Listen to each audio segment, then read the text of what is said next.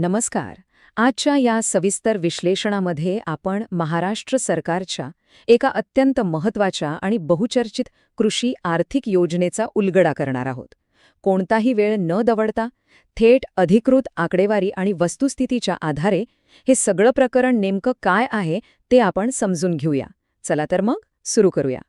पात्र लाभार्थ्यांच्या बँक खात्यात थेट 18,000 रुपयांची भक्कम रक्कम जमा होणार आहे. विचार करा, ऐन उन्हाळ्यात आणि आगामी खरीपाच्या पेरणीच्या तोंडावर मिळणारा हा केवढा मोठा आर्थिक दिलासा आहे. पण साहजिकच प्रश्न पडतो की ही एवढी मोठी रक्कम अचानक कुठून आणि कशी येणार आहे. हे सगळं समजून घेण्यासाठी आज आपण 5 मुख्य गोष्टींवर लक्ष केंद्रित करणार आहोत. सुरुवातीला निधीचे विभाजन, त्यानंतर मे महिन्यातील वाटपाचे वेळापत्रक, पहिल्या दिवशीचे अगदी तासातासाचे नियोजन, अत्यंत महत्त्वाचे असे पात्रतेचे कठोर नियम आणि शेवटी कोणत्या जिल्ह्यांना सर्वात आधी प्राधान्य मिळणार आहे हे आपण पाहणार आहोत. व्हिडिओ बघण्यासाठी आपल्या यूट्यूब चॅनलला सबस्क्राईब करून घ्या आणि लाईक पण करा. तर वळूया आपल्या पहिल्या मुद्द्याकडे. हा जो 12,700 कोटी रुपयांचा अवाढव्य निधी आहे तो नेमका कसा विभागला गेलाय ते पाहूया. हे बजेट म्हणजे कोणती एकच योजना नाहीये, तर वेगवेगळ्या आर्थिक मदतींची ती एक मोठी गोळाबेरीज आहे. आता हे 18,000 रुपयांचं गणित जरा सोप्या भाषेत समजून घेऊया. यात नमो शेतकरी योजनेचा नवा हप्ता म्हणून 2,000 रुपये, पीएम किसान योजनेचे 2,000 रुपये आणि उरलेला सर्वात मोठा वाटा म्हणजे रखडलेल्या पीक विम्याचे हेक्टरी 14,000 रुपये समाविष्ट आहेत. म्हणजेच या एकूण रकमेत सर्वात मोठा आधार हा पीक विम्याच्या भरपाईचा आहे हे आपल्या लक्षात येईल. पण या प्रक्रियेला अचानक एवढा वेग कसा आला याची पार्श्वभूमी खूप रंजक आहे. नुकत्याच झालेल्या काही दौऱ्यांदरम्यान शेतकरी बांधवांनी थेट प्रशासकीय पातळीवर आणि मंत्र्यांशी संवाद साधला. रखडलेला पीक विमा आणि खरीपासाठी लागणारं भांडवल यावर थेट प्रश्न विचारले गेले आणि या संवादाची तातडीने दखल घेत प्रशासनाने अत्यंत वेगाने सूत्रे हलवली आणि या एकत्रित निधी वाटपाचा मार्ग मोकळा झाला. आता पुढे पाहूया मे महिन्याचं वेळापत्रक. एवढ्या मोठ्या प्रमाणावर एकाच वेळी निधी वाटप करणं हे प्रशासनासाठीही एक मोठं आव्हान असतं. म्हणूनच संपूर्ण मे महिन्यासाठी 3 टप्प्यांचं एक अतिशय सुबक नियोजन करण्यात आलं आहे. यातली सर्वात महत्त्वाची गोष्ट म्हणजे निधी वितरणाचे हे सुस्पष्ट टप्पे. 1 मे रोजी पहिल्या टप्प्यात 14 जिल्हे, त्यानंतर 15 मेला दुसऱ्या टप्प्यात 12 जिल्हे आणि उरलेले जिल्ह्यांना 25 मे रोजी तिसऱ्या टप्प्यात निधी मिळेल. त्यामुळे समजा पहिल्याच दिवशी खात्यात पैसे जमा झाले नाहीत तर घाबरून जाण्याचं कारण नाही. याचा अर्थ आपला अर्ज बाद झाला असा अजिबात होत नाही हे लक्षात घेणं खूप गरजेचं आहे. आता वळूया तिसऱ्या भागाकडे, म्हणजे पहिल्या दिवसाच्या सूक्ष्म नियोजनाकडे. डायरेक्ट बेनिफिट ट्रान्सफर म्हणजेच डीबीटी प्रणालीवर अचानक लाखो ट्रान्झॅक्शनचा मोठा ताण येऊ नये म्हणून प्रशासनाने अक्षरशः तासातासाचं वेळापत्रक आखून ठेवले. बँकेचे सर्व्हर सुरळीत चालावेत म्हणून पहिल्या टप्प्यातल्या 14 जिल्ह्यांचीही अतिशय स्मार्ट पद्धतीने विभागणी झाली आहे.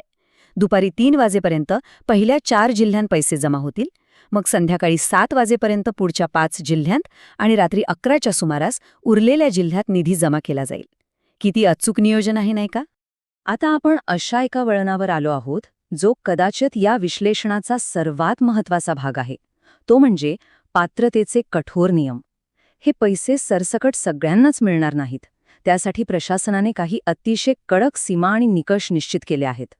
हे नियम किती कडक आहेत याचा अंदाज एका आकडेवारीवरून येईल. बघा, राज्यातील एकूण 93 लाख नोंदणीकृत शेतकऱ्यांपैकी छाननीनंतर सुमारे 8 लाख शेतकरी या प्रक्रियेतून थेट अपात्र ठरणार आहेत. हा आकडा खूप मोठा आहे. म्हणूनच हे निकष नेमके काय आहेत हे प्रत्येकाने जाणून घेणं अगदी अनिवार्य आहे. चला तर मग पात्रतेची ही 5 सूत्री चेकलिस्ट पटकन पाहून घेऊ. पहिली आणि सर्वात बेसिक अट, बँक खाते, आधारशी लिंक आणि केवायसी पूर्ण असायला हवं. दुसरी अट, मागील नमो शेतकरी आणि पीएम किसानचे हफ्ते मिळालेले असावेत.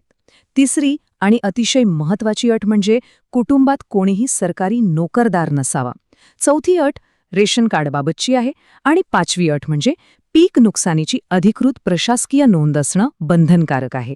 यातला जो रेशन कार्डचा मुद्दा होता ना, तो एक खूप मोठा फिल्टर म्हणून काम करणार आहे. लाभार्थ्याकडे पिवळे किंवा केशरी रेशन कार्ड असणं अनिवार्य करण्यात आलंय. याचा सरळ अर्थ असा की त्या कुटुंबाचं वार्षिक उत्पन्न 2.5 लाख रुपयांपेक्षा कमी आहे. हा निधी खऱ्या अर्थाने तळागाळातील गरजूंपर्यंतच पोहोचेल याची खात्री या एका नियमामुळे होते. आणि आता आपल्या विश्लेषणाच्या शेवटच्या टप्प्याकडे वळूया, ते म्हणजे प्राधान्य दिलेले जिल्हे. ज्या जिल्ह्यांना आगामी पेरणीसाठी भांडवलाची सर्वात जास्त आणि तातडीने गरज आहे, त्यांना या पहिल्या टप्प्यात सर्वात वरचं स्थान देण्यात आलं आहे. यामध्ये प्रामुख्याने विदर्भ आणि मराठवाड्यातील 14 जिल्ह्यांचा समावेश आहे. विदर्भातील वाशिम, अमरावती, अकोला, बुलढाणा, यवतमाळ आणि वर्धा, तर मराठवाड्यातून लातूर, हिंगोली, परभणी, धाराशिव, बीड, नांदेड आणि जालना. निसर्गाचा लहरीपणा जिथे सर्वाधिक जाणवतो अशा ह्या शेतकऱ्यांच्या जिल्ह्यांना पहिल्या टप्प्यासाठी निवडण्यात आलं आहे. हे एक अतिशय लॉजिकल पाऊल आहे. आता पुढे काय? ज्यांना पुढच्या टप्प्यांमध्ये लाभ मिळण्याची शक्यता आहे, त्यांनी प्रशासकीय पातळीवर काय तयारी ठेवायची ते थोडक्यात पाहूया. आपली बँक KYC डिजिटल पद्धतीने त्वरित अपडेट करणं, आधार कार्ड ॲक्टिव्ह बँक खात्याशी जोडलेले असल्याची खात्री करणं आणि आपल्या रेशन कार्डची स्थिती स्थानिक पातळीवर तपासून घेणं, या 3 गोष्टी अगदी आजच करून ठेवायला हव्यात. 12,700 कोटी रुपयांची ही थेट डिजिटल मदत आपल्या राज्याच्या शेती अर्थव्यवस्थेला नक्कीच एक प्रचंड मोठी गती देईल, यात शंका नाही. पण हा एवढा मोठा आर्थिक आधार महाराष्ट्राच्या आगामी खरीप हंगामाचं चित्र खऱ्या अर्थाने कसं बदलेल, या भांडवलामुळे पीक उत्पादनात नेमकी काय आणि किती वाढ दिसेल, हे पाहणं येत्या काळात खूप रंजक ठरणार आहे. आजच्या या सविस्तर विश्लेषणात सहभागी झाल्याबद्दल धन्यवाद.